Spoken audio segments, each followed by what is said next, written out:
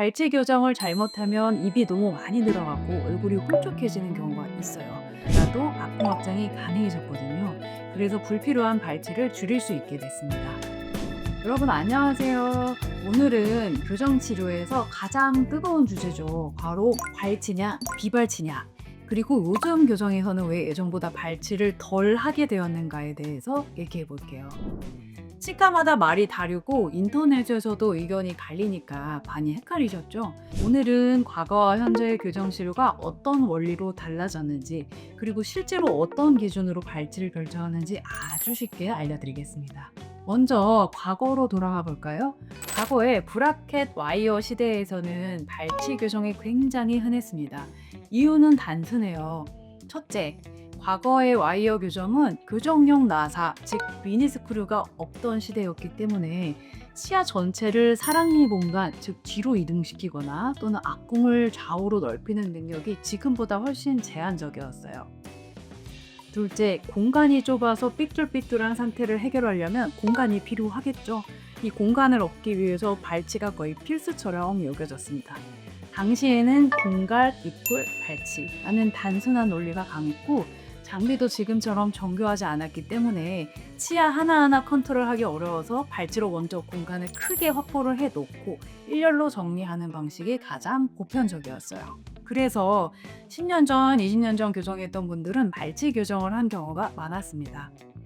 하지만 여러분, 시대가 바뀌었죠. 현대 교정, 특히 디지털 교정과 투명 교정이 등장하면서 점점점 발치를 더 안 하게 됐어요. 요즘 발치 비율이 줄어든 첫 번째 이유는 악궁 확장 기술의 발전입니다. 예전에는 성장기 어린이가 아닌 성인에서는 뼈가 이미 다 자라서 붙었기 때문에 성인은 악궁 확장이 불가능했어요. 지금은 교정용 나사를 이용해서 아주 강한 힘으로 이 입천장에 있는 공합부를 벌려줄 수 있게 됐고, 따라서 뼈가 단단히 굳은 성인이라도 악궁 확장이 가능해졌거든요. 그래서 불필요한 발치를 줄일 수 있게 됐습니다. 두 번째 이유는 디지털 치료 계획의 등장이에요. 인비졸라인 같은 투명 교정 디지털 프로그램에서 치아 스캔과 CT를 중첩을 하면 치아 뿌리가 뼈 안에서 안정적이고 건강하게 이동할 수 있게 시각화해서 치료 계획을 세울 수 있게 됐죠. 또 각각 치아 이동 경로를 3D로 설계하면서 밀리미터 단위로 또 최적화가 가능해졌어요. 즉, 더 건강한 배열이 가능해졌습니다. 세 번째 이유는 부작용과 재발에 대한 연구가 축적돼서예요. 발치 교정을 잘못하면 입이 너무 많이 들어가고 얼굴이 홀쭉해지는 경우가 있어요. 특히 동양인 같은 경우는 입이 과하게 들어가 보인다면 나이 들어 보이는 부작용이 생길 수 있다는 연구들이 많아졌습니다. 그래서 이제는 꼭 필요할 때만 정확하게 발치하는 시대로 바뀌었죠. 그렇다고 발치가 꼭 나쁜 건 절대 아니에요. 오히려 덧니나 돌출이 심해서 충분한 공간 확보를 위해서 발치가 꼭 필요한 경우도 물론 많습니다. 이런 케이스에서는 발치를 안 하면 오히려 부작용이 더 심해요. 이 경우는 발치를 해야 가장 아름답고 또 가장 건강한 결과가 나옵니다. 자녀들 교정을 앞둔 많은 부모님들께서 오해하는 부분이 있어요.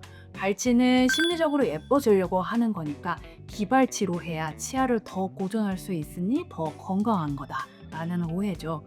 요즘도 진료실에서 원장님 얘는 무조건 비발치로 해주세요 하는 부모님들을 종종 봅니다. 그런데요, 발치냐 비발치냐는 시대의 유행이나 단순한 미적인 목적을 위한 수단이 아니에요.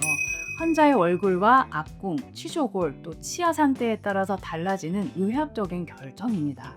요즘은 단순히 발치를 덜 하려고 하는 경향이 생긴 게 아니라 과거보다 훨씬 정밀하게 분석할 수 있게 되었기 때문에 정말 필요한 경우에만 발치를 하는 시대가 된 거죠. 중요한 건 내 얼굴과 골격에 맞는 계획인지이지 발치냐 비발치냐의 싸움은 아닌 겁니다. 자, 정리하자면 예전에는 발치했을 케이스라도 요즘은 교정용 나사나 디지털 방식으로 비발치 설계로 충분히 해낼 수 있는 경우가 많아졌어요. 치아를 사랑니가 있던 저 뒤쪽 공간으로 보내는 공간 확보 능력이 좋아졌고, 또 악궁 확장 기술도 발전을 했고 디지털 컨트롤이 정교해졌기 때문이라고 할 수 있죠. 여러분, 주치의가 CT, 구강 스캔 데이터 또 디지털 치료 계획을 제대로 설계하고 얼굴과 미소 짓는 표정까지 꼼꼼하게 고려를 한다면 발치든 비발치든 아름답고 건강한 결과가 나올 수 있어요. 오늘 영상이 여러분께 도움이 되셨다면 구독과 좋아요 부탁드리고 댓글에 또 궁금한 케이스 남겨주시면 다음 콘텐츠로 한번 만들어 볼게요. 시청해 주셔서 감사합니다.